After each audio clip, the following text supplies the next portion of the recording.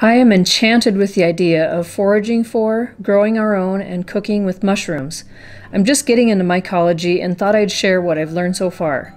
Mushrooms can be found in the mountains, parks, woodlands, or even your own backyard. Some are edible, some are medicinal, and some are poisonous. You'll need to arm yourself with a few regional guides to know the difference and where to find them if you are foraging on your own. I'll provide some links in the description below to help you find the right ones for your area. I also recommend finding a trusted mycophile in your area to tag along with and learn from in the field.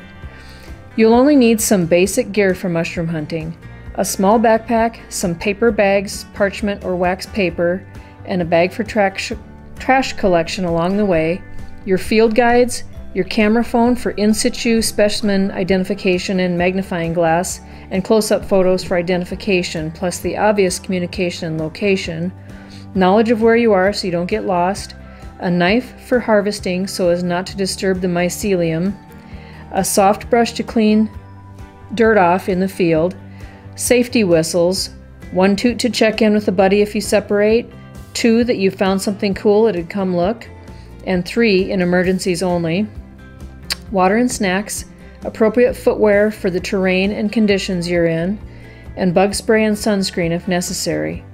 Also consider black and white paper for spore prints.